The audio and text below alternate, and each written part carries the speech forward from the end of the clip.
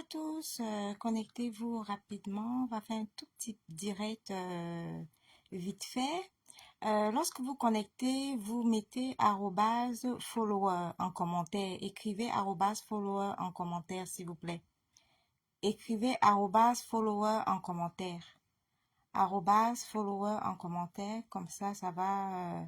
On sera quelques-uns ici sur ce direct calme. Au calme, loin de tous les bruits. Donc on y va.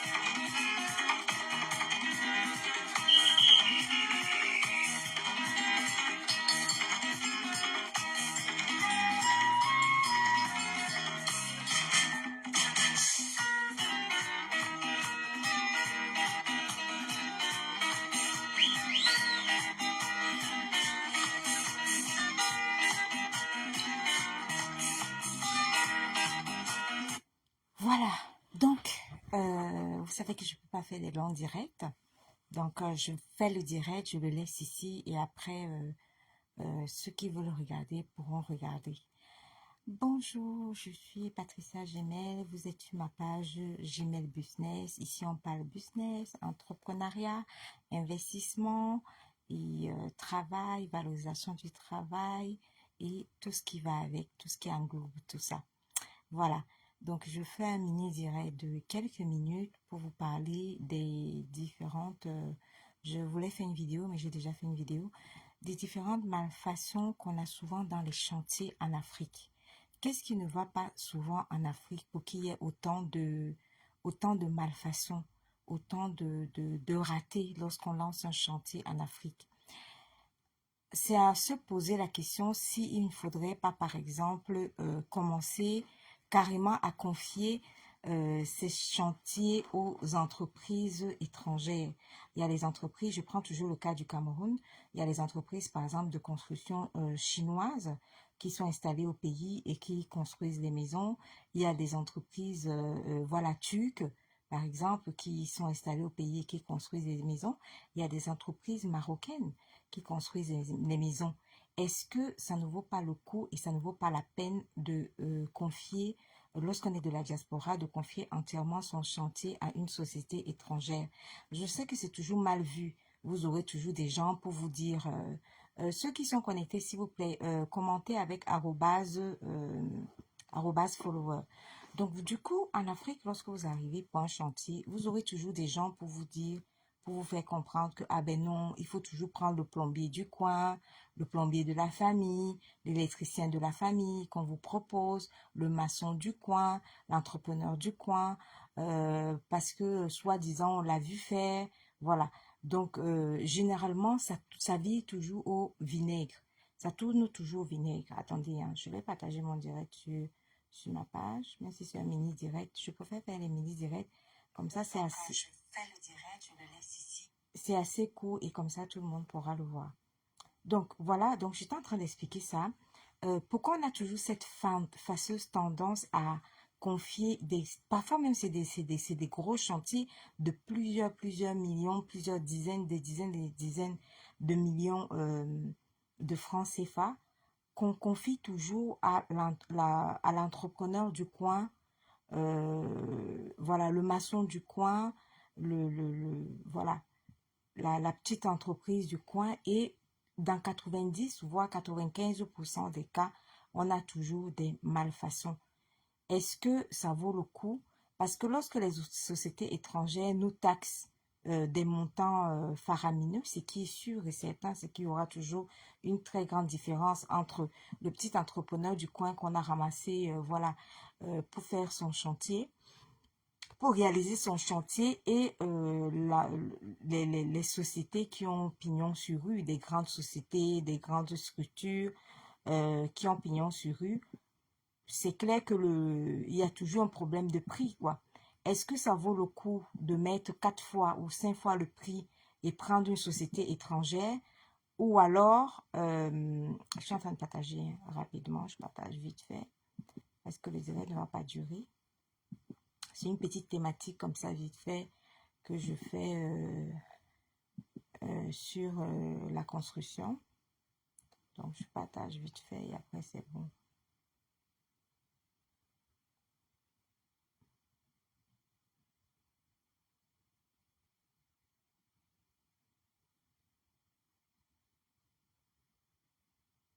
Attendez hein, une seconde, je le partage rapidement et puis après, c'est bon.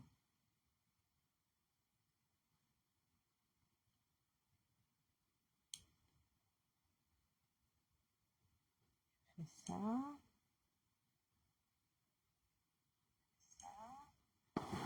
Attendez, je vous dirai.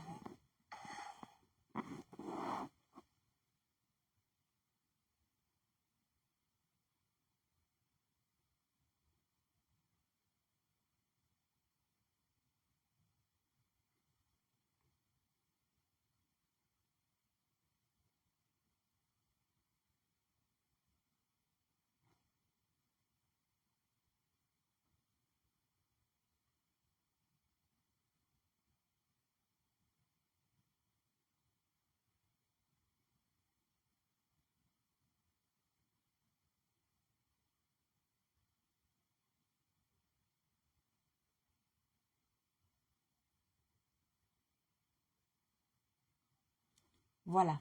Donc, j'étais en train de dire assez rapidement, en 5 minutes direct vite fait, j'étais en train de dire que est-ce que ça ne vaut pas, ça vaut le coup de confier son chantier entier lorsqu'on a peut-être 100, 200 millions d'investissement à mettre dans un complexe immobilier, dans un très gros truc immobilier en Afrique. Est-ce que ça ne vaut pas le coup de confier son chantier à une société étrangère qui a pignon sur rue? Voilà, notamment, je vous ai cité hein, les sociétés turques de construction, les sociétés marocaines, les sociétés chinoises qui pilulent maintenant en ce moment au pays, plutôt que de la confier à une société locale du pays. Alors, ce qui ne va pas avec la diaspora, c'est que généralement, la première cause de, de restriction avec la société locale du pays, c'est bien évidemment le vol. Parce qu'on va toujours vous dire, le petit entrepreneur du pays local, l'entrepreneur local qui a a toujours, on va toujours te dire de mettre 20% ou 30% de vol par rapport à ce que tu devrais dépenser. Parce que notamment, on va pas se cacher, il y a des vols. Est-ce que ça vaut pas le coup de payer 2 fois plus ou 3 fois plus une entreprise étrangère avec un contrat clair, avec un vrai débit et de devis établi et bon, en espérant qu'il y ait moins de vols avec l'entreprise étrangère. En fait, c'est ce que les statistiques disent, mais et qu'il n'y ait pas de contrefaçon. Parce que le vrai problème, en fait, il y a deux problèmes. Le problème de la contrefaçon, c'est-à-dire que la malfaçon, pas la contrefaçon, la malfaçon, les techniciens ne sont pas suffisamment formés. Il y a des techniciens qui apprennent sur le tas. On va toujours te présenter le maçon du coin, le plombier du coin, l'électricité du coin, qui a appris aussi sur le tas, qui n'a pas forcément une formation, je dis voilà, dans 60-70% des cas, hein, dans tous les chantiers qu'il y a en Afrique, il n'a pas forcément une formation établie. Généralement, il s'est formé sur le tas. Est-ce que ça vaut pas la peine de payer plus cher, 3 fois plus cher, et de payer 3 fois plus cher et de d'attendre de meilleurs résultats? Voilà. Est-ce que ça vaut le coup de prendre le risque, surtout avec des gros projets, de ne pas mettre suffisamment d'argent? Donc, c'était ça la question que j'allais poser aujourd'hui dans la minute business. Voilà. Vous avez la question, vous allez revoir le direct après et vous allez venir en commentaire expliquer ce que vous en pensez, ce que vous choisissez. Soit vous choisissez un entrepreneur local avec le risque de malfaçon, le risque voilà, le risque de vol également, soit vous choisissez de payer 2 fois plus ou 3 fois plus, mais avec une société étrangère, avec un vrai contrat établi, sachant que la construction, voilà, ça coûte déjà un bras, ça coûte super cher. Donc, c'est à vous de choisir, de me dire ce que vous en pensez sur cette petite thématique. Donc, voilà. C'était une petite thématique sur la minute business. N'hésitez pas à vous abonner. N'hésitez pas à vous abonner sur cette page Gmail Business. Vous savez, j'ai changé d'adresse. C'est un choix personnel. C'est un choix réfléchi. L'ancienne adresse, je ne serai plus là-bas. Le monde de dénigrement, de clash, de lynchage, voilà, tout ce monde toxique. euh, j'ai changé d'adresse, j'ai choisi de quitter ce monde-là. Je ne suis plus là-bas, je suis beaucoup plus zen ici dans ce monde. Coucou Agathe, j'espère que tu vas bien. Commente en écrivant follower Agathe. Donc j'ai choisi d'être plus sereine, plus apaisée, plus au calme et voilà, plus reposée dans un monde où voilà, je fais mon petit direct avec des petites thématiques, avec quelques personnes qui me regardent et c'est plus apaisé, c'est plus calme.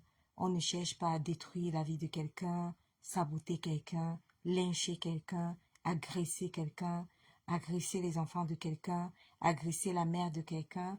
Coucou Ariel, j'espère que tu vas bien. Ariel, commente avec arrobase follower, s'il te plaît. Merci Ariel. Donc voilà, je vous l'ai déjà dit, je vous le dirai jamais assez.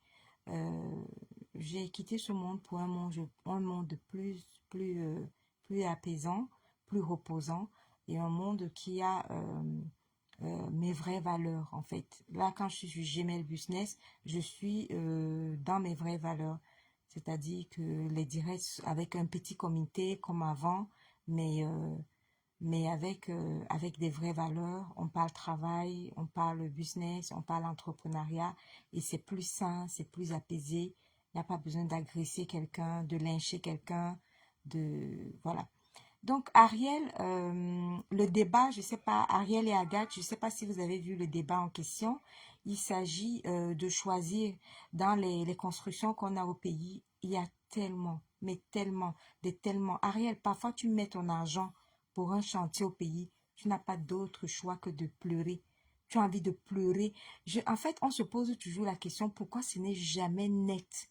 Peut-être que nous, ici en diaspora, on a tellement vécu en diaspora des années qu'on trouve toujours que le maçon, quand un mur est droit, il est droit en fait. Quand un mur est crépi, il est joliment crépi. Tout est toujours bien réussi. Ah, tu es venu en retard. Non, c'est juste un mini direct comme ça. Donc, je disais, on parlait de la construction, Agathe. Donc, je disais dans la construction, quand un mur est droit ici, il est droit.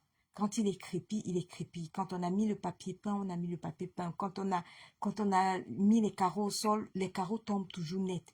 Pourquoi est-ce que tout tombe toujours net? Mais dès que tu lances un chantier au pays, tu n'as qu'une seule envie, c'est de pleurer à chaudes larmes. rien n'est jamais fait comme il faut, tout est toujours bricolé, tout est toujours mal fait. On va te présenter le carreleur, le meilleur carreleur du monde, mais quand tu finis le travail, tu n'as qu'une seule envie, c'est de pleurer ou de tout casser. Tu es toujours, les chantiers au pays, tu es toujours en train de tout refaire, de tout recommencer. Pourquoi il y a toujours des malfaçons?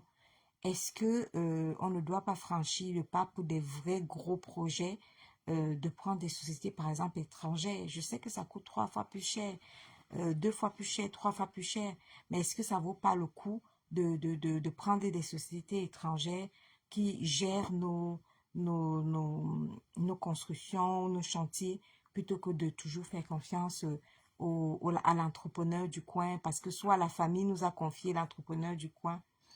Donc, je vais écouter lire le commentaire d'Ariel qui dit, pour moi, j'ai pas encore construit au Cameroun et c'est vraiment pas ma priorité. Je préfère vraiment miser sur les investissements en euros ici encore ou d'autres pays africains. Ah, d'accord, ok, ok. Mais quand tu dis que tu n'as pas encore construit en Afrique, quand tu vas par exemple dans des hôtels qui sont construits en Afrique ou des meublés qui pilulent un peu partout qui sont construits en Afrique, Ariel, mais tu te demandes que, mais la personne qui a construit ça a fait comment pour jeter son argent comme ça? Des malfaçons un peu partout. C'est vrai que ça ne donne même pas le courage, Ariel. Ça ne donne pas forcément le courage. C'est pour ça que dans la diaspora, il y a des gens qui réfléchissent 10 fois, 20 fois. Il n'y a pas que les malfaçons, hein, Ariel. Il y a également le vol. C'est les deux choses-là qui freinent les gens de la diaspora à construire. Un, la peur d'être extrêmement volé. Donc, du coup, les gens de la diaspora sont parfois obligés d'aller surveiller eux-mêmes leurs travaux. Tu vas te taper 3 mois, tu surveilles tes travaux, après tu arrêtes tout, tu rentres, et ainsi de suite. Ou alors, les malfaçons. C'est-à-dire que c'est des deux choses. La, la, la, comment dire, la mauvaise formation des équipes au pays. Donc, il y a la mauvaise formation des équipes au pays. Il y a et le vol. Voilà les deux choses qui freinent les gens de la diaspora à aller se lancer dans l'immobilier, dans la construction. Donc, Agathe, j'aimerais vraiment investir d'ici la fin de cette année et j'aimerais que tu me prennes vraiment la main. Alors, investir où? Ici, en Europe ou alors, ça dépend dans quel domaine. Les domaines sont tellement vastes et il y a tellement de domaines vastes. Ah, ou que tu me conseilles. Oui, mais ça dépend des domaines et ça dépend vraiment de ce que tu veux faire et ça dépend du budget. Investir, c'est un mot vraiment vaste. Regarde, tu peux commencer à investir avec 1 000 euros, comme tu peux investir avec 500 euros, ou comme tu peux investir avec 10 000, 15 000, 20 000 euros. Ça dépend du domaine, ça dépend de tes capacités, ça dépend de ta formation, ça dépend de ce que tu aimes faire. Ici en Europe, oui, ça dépend aussi, ça dépend de tes capacités. Il y a des filles qui sont bien dans le commerce en ligne. Il y a des filles qui ne sont pas faites pour le commerce en ligne. Par exemple, il y a beaucoup de filles qui réussissent dans le commerce en ligne. Il y en a qui ne réussissent pas dans le commerce en ligne. C'est un exemple, hein. Pour te dire qu'en Europe, il y a des filles qui peuvent réussir dans l'immobilier. Il y en a, voilà quoi. L'immobilier, c'est pas trop leur truc. Il y en a, voilà, qui peuvent réussir dans un domaine et un autre domaine, voilà, ça ne va pas. Il y a le domaine de la cosmétique, où toutes les femmes font toutes pareilles. Il y a les cosmétiques, il y a également euh, tout ce qui a trait aux cheveux, voilà. Tous le monde de la beauté, c'est tellement vaste des domaines que, voilà, avec 3 000 euros, ah ben ça c'est une question. Avec 3 000 euros, euh, prends-moi dans tes mains et accompagne-moi, ma soeur. Maman, Agathe, j'ai fini de m'accompagner moi-même. Donc, la première phrase que je te dirais avec 3 000 euros, regarde d'abord tes capacités et regarde d'abord ce que tu aimes faire. Je te donne un exemple bête. Je ne peux pas te dire que prends 3 000 euros, achète des perruques moins chères que toi tu vas revendre, par exemple, sur les réseaux sociaux, comme beaucoup de filles font. Pourquoi? Parce que la vente en ligne, la vente sur les réseaux sociaux, prendre la perruque s'y montrer, prendre l'autre perruque, montrer, pas celle-ci montrer, ça ne convient pas à tout le monde. Tout le monde n'a pas cette facilité de présenter les produits. Tout le monde n'a pas cette facilité de montrer les produits. Voilà, ça ne convient pas vraiment à tout le monde. Il faut vraiment certains prérequis. Il faut vraiment que tu aies une formation ou un domaine qui te plaît vraiment, dans lequel tu souhaites t'investir. Plus tu es heureuse, plus tu es épanouie dans ce que tu fais et plus tu aimes ce que tu fais, mieux c'est. Tu comprends un peu? Il y a beaucoup de ratés aussi parce que beaucoup de gens font des domaines par imitation. C'est-à-dire que c'est pas ton domaine, mais tu fais parce que l'autre a fait, alors que c'est pas ton domaine. Donc du coup, c'est clair que tu vas rater parce que si tu n'aimes pas ce que tu fais et que tu fais uniquement parce que quelqu'un d'autre a fait, ben, c'est fort possible que tu rates. Je pense plutôt peut-être acheter un bien au Cameroun et rénover. On verra bien. Je ne sais pas si c'est une bonne idée. Oui, acheter un bien au Cameroun, le rénover, bon, pourquoi pas. Au moins, ça évite,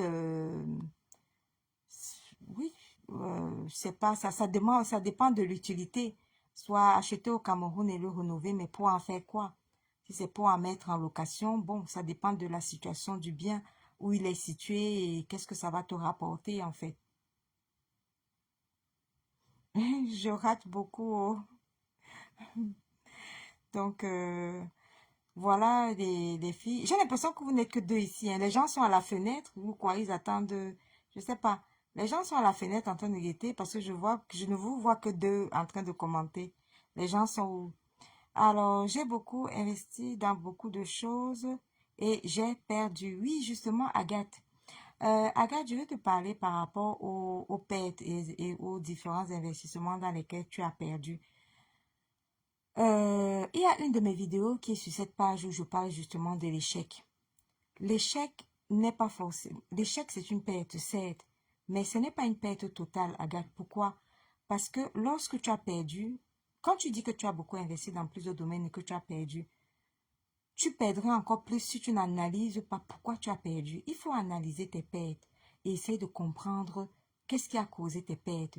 Par exemple, je te donne un exemple bête, la cosmétique. Si par exemple tu as investi dans la cosmétique et que tu as perdu, pose-toi des questions. Est-ce que les cosmétiques étaient vraiment ton domaine? Est-ce que tu n'as pas investi dans un domaine déjà saturé? Est-ce que c'était pas déjà saturé? Est-ce que tes produits n'étaient pas beaucoup trop chers? Est-ce que tes produits n'étaient pas est-ce que ta clientèle, tu proposais pas vraiment ce que ta clientèle attendait? Un certain nombre de choses. Dans l'échec, on se pose toujours des questions. Il faut toujours penser à te poser les questions. Ariel dit que le business, c'est le cardio. Mais bien sûr que c'est le cardio. Il faut toujours penser à te poser des questions euh, sur, euh, sur ce que tu as euh, sur les vraies raisons de ton échec avant d'essayer de rebondir. Voilà. Il faut vraiment te poser les questions et analyse tes échecs. Parce que l'échec, c'est vraiment de faire un échec et de ne pas se relancer après. Parce que c'est ça vraiment l'échec. Parce que tu peux avoir un échec, tu analyses ton échec, tu essaies de comprendre ton échec et tu fais différemment pour t'améliorer et tu te relèves. Il faut toujours penser à se relever après un échec. Il ne faut pas laisser la fatalité t'envahir. Ne laisse pas la fatalité t'envahir. Il faut toujours essayer de te relever de ton échec et essayer d'avancer, mais surtout essayer d'analyser ton échec. Ah, coucou, Gluta. Comment tu vas? Coucou, ma chérie. Donc, le sujet est un peu varié, hein. On parlait des malfaçons lorsqu'on construit en Afrique et on parlait également de la différence entre prendre un entrepreneur local ou alors prendre une société étrangère. Tu vois, les sociétés qui pilulent un peu en Afrique, les sociétés marocaines qui font des constructions. Donc, on est en train de voir la différence entre confier son projet à une société étrangère et confier son projet à une société locale avec des risques de malfaçon, malheureusement, et des risques de vol aussi, malheureusement. Je sais que les gens vont venir me dire que qui t'a dit que les sociétés étrangères ne volent pas. Les gens vont venir me dire que qui t'a dit que si tu confies ton chantier à une société turque, on ne va pas te voler là-bas. on va venir t'écrire ici, là, on vole partout. Patricia, pourquoi tu as dit que les sociétés locales volent? Je sais qu'on va venir me charger ici après. Dieu merci, il n'y a pas beaucoup de gens dans le direct, donc beaucoup de gens ne vont pas voir. Donc, j'ai même créé une petite entreprise ici en Allemagne qui m'a beaucoup créé problème. Ces 4 derniers mois, oui, ça dépend du domaine. Et il faut faire attention avec la création d'entreprise. Tu sais, moi, je connais pas la législation, la loi allemande, mais ici, la création d'entreprise, c'est le cardio, hein, ça a les dents. Dès que tu crées, je ne sais pas si c'est comme ça chez les Allemands, ici, dès que tu crées, maman, les impôts sont déjà posés, l'URSSAF et toutes les charges qui vont avec. Donc, toujours réfléchir. Nous, ici, en France, on a créé un système qui s'appelle auto-entrepreneur. Tu commandes d'abord par auto-entrepreneur et tu fais attention tu fais attention aux risques. Tu ne prends pas trop de risques, tu ne déclares que, voilà, ce que tu as fait exactement comme chiffre d'affaires, après tu payes les impôts dessus.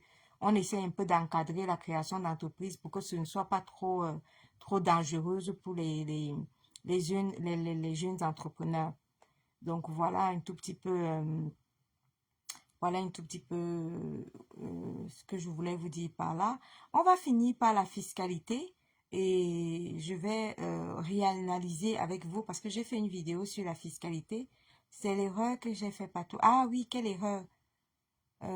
Tu peux entrer dans le direct, hein, si tu vas envoyer la demande, tu peux envoyer la demande à Agathe. Tu entres. Donc, j'étais en train de t'expliquer, Agathe, fais attention. Ici en France, il y a un système qui date de, je crois, 2008. C'était à partir de Sarkozy, de Nicolas Sarkozy, qu'on a commencé l'histoire d'auto-entrepreneur. Je pense que je ne me trompe pas. Le système avec l'auto-entrepreneur, c'est pour que le chef d'entreprise ne se lance pas tout de suite à l'entrepreneuriat bêtement comme ça. Il prend quand même un filet de sécurité qu'on appelle ici auto-entrepreneur pour tester son entreprise.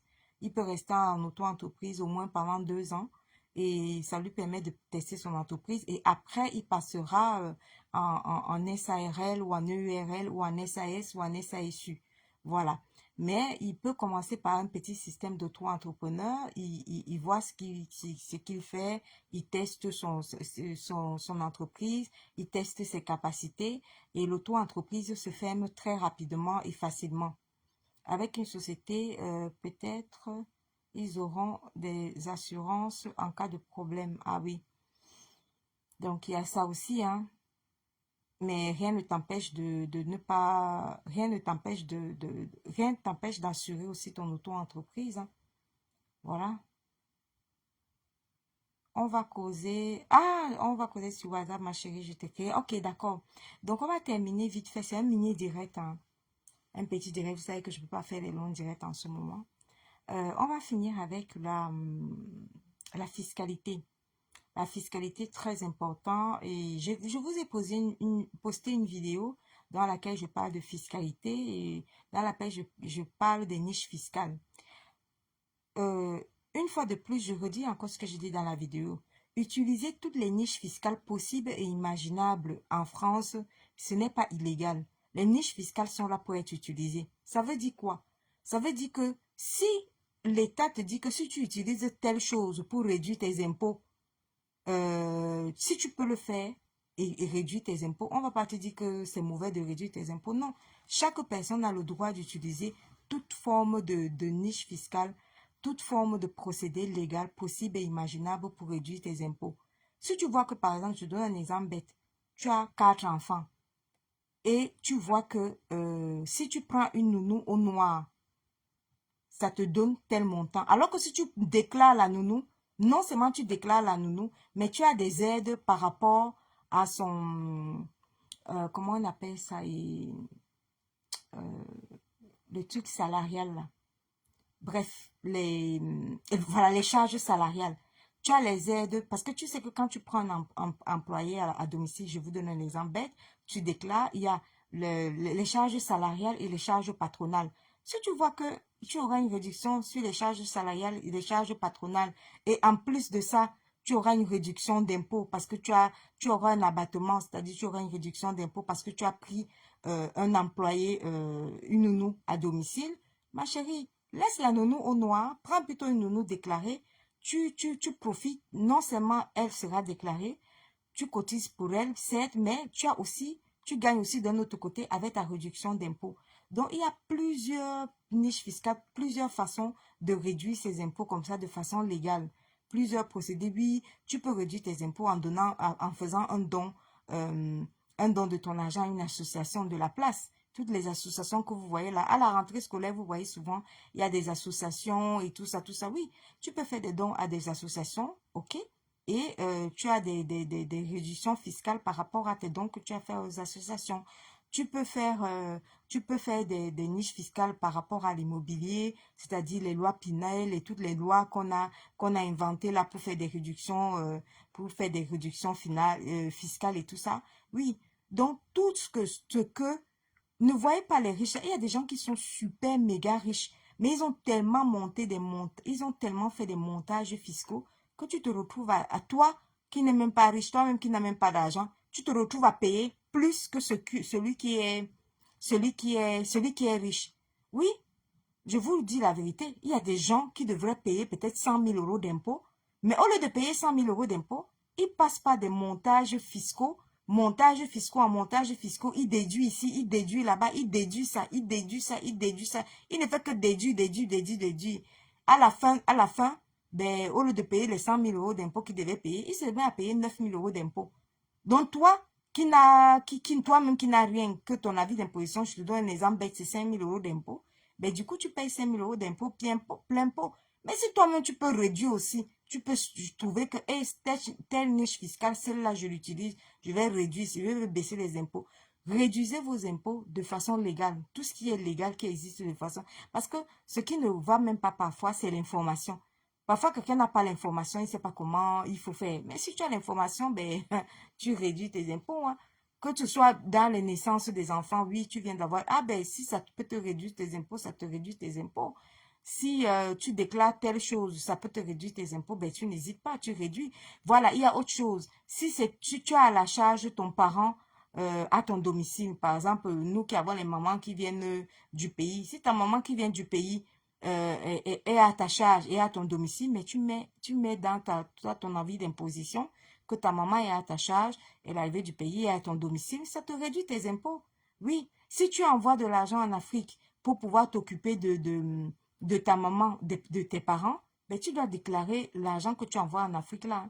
Comme quoi, c'est des charges parce que tu t'occupes toi toute seule de ta maman ou tu t'occupes toute seule de ton papa et tu dois profiter des réductions d'impôts qui vont avec.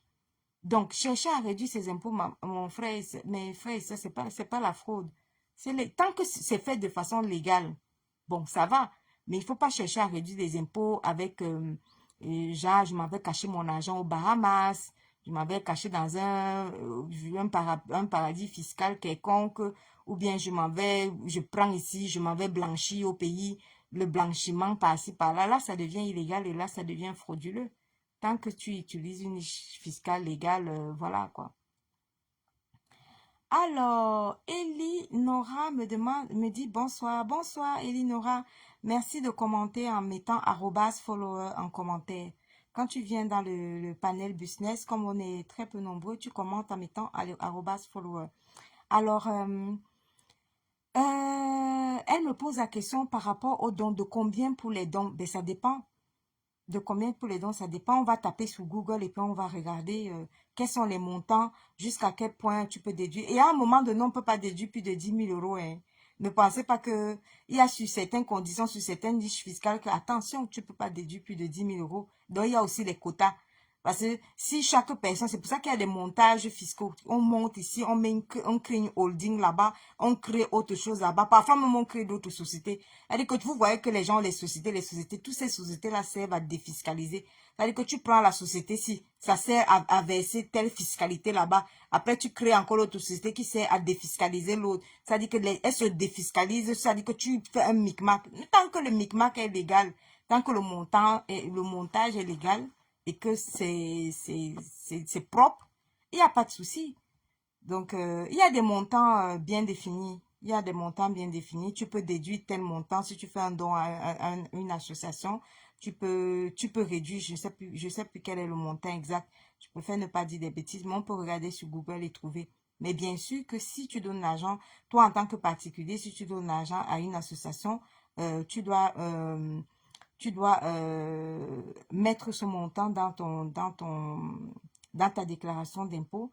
Et puis, bien sûr que tu as une réduction d'impôt par rapport en fonction du montant que tu as donné, bien évidemment. Ah bon, je peux déclarer l'argent que tu envoies à tes parents en Afrique. Oui, si tes parents si tu réussis à démontrer aux impôts que tes parents sont à ta charge. Oui, si tes parents sont à ta charge, ils sont âgés, ils sont à ta charge, tu devrais déduire. Tu vois, c'est pour ça que je te parlais de l'information. Parce que la personne qui n'a pas l'information, c'est lui qui est pauvre, hein. Oui, la personne qui n'a pas l'information. La pauvreté, là, c'est pas que quelqu'un est pauvre comme ça. La pauvreté, c'est l'information. Tout dépend de l'information. Si tu n'as pas l'information, tu devrais, comment dirais-je, déclarer les montants que tu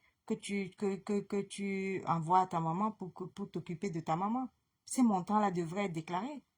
Pourquoi ils ne devraient pas être déclarés si ta mère est à ta charge?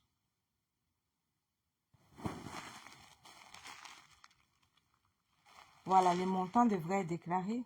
Le prix est le lieu. Bonsoir. Alors là, la personne qui a commenté, j'ai pas vu. Bonsoir, je voudrais vendre ma villa au Cameroun. Comment entreprendre pour ne pas être dupé? Ah, j'ai pas vu la personne qui a commandé ça, qui a commenté. Ah, bonsoir. Ah, c'est Rosalie. Coucou Rosalie, j'espère que tu vas bien. Quand tu viens ici, il faut commenter avec arrobas follower en commentaire. Bonsoir, je voudrais vendre ma villa au Cameroun et comment entreprendre pour ne pas être dupé. Ma chérie, si tu veux vendre ta villa, la première chose que tout le monde va te dire, c'est que toute transaction doit être faite devant un notaire.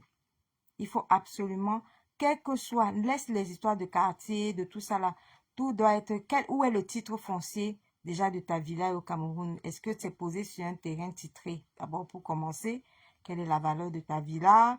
Et puis, elle est dans quelle ville et tout? Voilà. Donc, ça doit être, pour ne pas être dupé, franchement, il faut que ça soit fait devant un notaire. Il faut que ce soit fait devant un notaire. Et jusqu'à présent, même au Cameroun, on marche encore avec les sacs d'argent.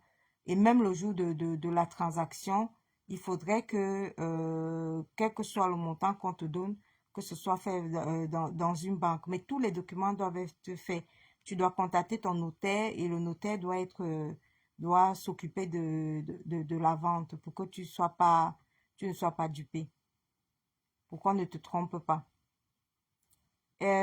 Comment tu t'appelles? Rosalie, il y a quelqu'un qui est en train de te demander si le terrain est déjà titré.